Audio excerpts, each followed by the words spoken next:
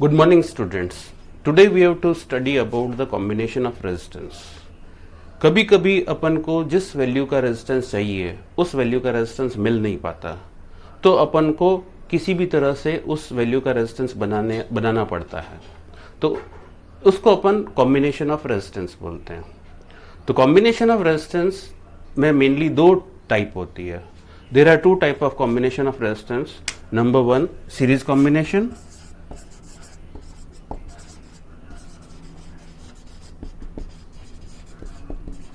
and number two, parallel combination.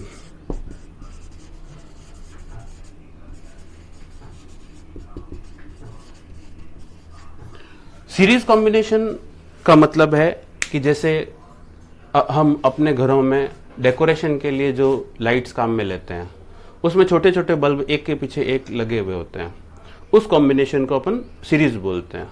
इसको represent करने के लिए अपन देखते हैं कि रेजिस्टर्स जो कि जिगजैग लाइन से रिप्रेजेंट कर रहे हैं, ये R1 है, इसके पीछे दूसरा रेजिस्टर जुड़ गया R2 हो गया, और इसके पीछे तीसरा रेजिस्टर जुड़ गया, ये R3 हो गया। तो इस कॉम्बिनेशन को अपन सीरीज कॉम्बिनेशन बोलते हैं।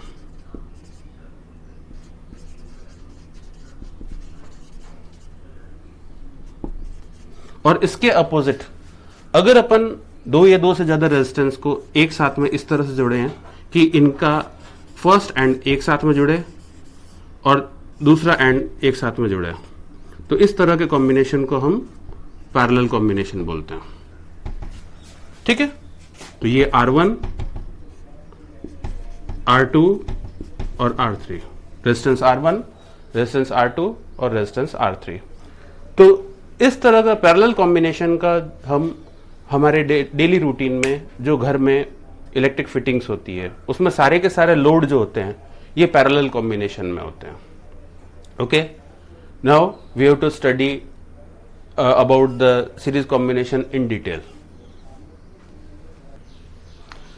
Now in series combination there is one important thing that the current passing through each resistor is common or equal, whereas the potential difference applied across the each resistor is different. इसका मतलब इन तीनों resistor में से जो current pass होगा, जिसको कि अपन ammeter से नापते हैं, ये सेम ही होगा, पर जो पोटेंशियल डिफरेंस हर एक रेजिस्टर के अक्रॉस होगा वो अलग अलग होगा। तो अपन इसी कॉन्सेप्ट से इसके लिए फॉर्मूला डिराइव करेंगे। तो टोटल पोटेंशियल डिफरेंस V ये किसके बराबर होगा? इस R1 रेजिस्टर के अक्रॉस V1 पोटेंशियल डिफरेंस है, और R2 के अक्रॉस V2 है, और R3 के अक्रॉस V3 है। ठीक है, और टोटल इसमें से हर एक में से जो करंट पास हो रहा है वो A है, 1 एम्पियर I, जिसको कि एमीटर से मेजर कर रहे हैं। तो टोटल पोटेंशियल डिफरेंस V किसके बराबर होगा? ये V1 plus V2 plus V3 इसके बराबर होगा। इस तरह से हम 3 से ज्यादा रेजिस्टर भी जोड़ सकते हैं।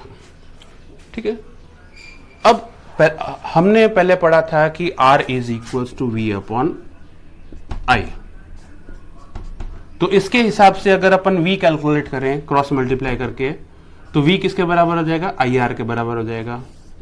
ये वैल्यू अपन यहां से इन तीनों की जगह, सब की जगह V की जगह अपन काम मिलेंगे। तो I R is equals to I R1 plus I R2 plus I R3 and so on. अभी मैंने सब जगह I कॉमन इसलिए लिखा है क्योंकि हर रेजिस्टर में से इक्वल अमाउंट का करंट पास होगा जो कि I के बराबर होगा। नेक्स्ट स्टेप में अपन क्या करेंगे? RHS में से I कॉमन लेंगे, R1 plus R2 plus R3 and so on. और अब ये I और ये I कैंसिल हो सकता है, तो अपने पास में क्या बचेगा? Total resistance R is equals to R1 plus R2 plus R3 and so on. ये फार्मूला जो है वो सीरीज कॉम्बिनेशन के लिए फार्मूला डिराइव हुआ। This formula can be used to calculate combined resistance for two or more resistors when combined in series combination. In parallel combination, two or more resistors are connected in such a way that their first end are connected together and second end are connected together. तो इस तरह के combination जिसमें पहला and resistance का एक साथ में जुड़ा हुआ है और दूसरा एंड एक साथ में जुड़ा हुआ है, इसको पैरेलल कॉम्बिनेशन बोलते हैं। पैरेलल कॉम्बिनेशन में पोटेंशियल डिफरेंस जो है हर रेजिस्टर के अक्रॉस वो इक्वल होता है, पर हर एक रेजिस्टर में से जो करंट पास हो रहा है वो अलग अलग होगा। तो इस कॉन्सेप्ट को अपन पैरेलल कॉम्बिनेशन का जो फॉर्मूला डिराइव करना है उसमें अपन काम में लेंगे। तो टोटल मान लिया कि टोटल करंट ए पास हो रहा है, टोटल करंट ए पास हो रहा है, और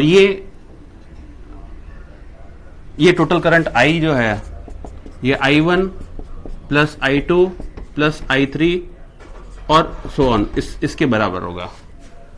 ठीक है, और अब अपन वापस से उसी ओम्स लॉ के कॉम्बिनेशन से रिलेशन से अपन ये डिराइव करते हैं कि I equals to V upon R। तो ये वैल्यू I की यहां से अपन इस फॉर्मूले में काम में लेंगे। तो V upon R is equals to V upon R1 plus V upon R2 plus V upon R3 and so on. अभी मैंने यहां पर V सब जगह V काम में लिया है क्योंकि मैंने आपको बताया था कि पोटेंशियल डिफरेंस हर रेजिस्टर के अक्रॉस एक इक्वल होगा, एक ही वैल्यू का होगा। अब नेक्स्ट स्टेप में अब हम RHS में से V कॉमन ले सकते हैं। अगर मैं V कॉमन लाऊंगा तो क्या बचेगा, 1 upon R1 plus 1 upon R2 plus 1 upon R3 and so on. Next step में इस V को V से कैंसिल कर देंगे तो क्या बचेगा, 1 upon R is equals to 1 upon R1 plus 1 upon R2 plus 1 upon R3 and so on. ये हमारा फॉर्मूला पैरेलल कॉम्बिनेशन के लिए है।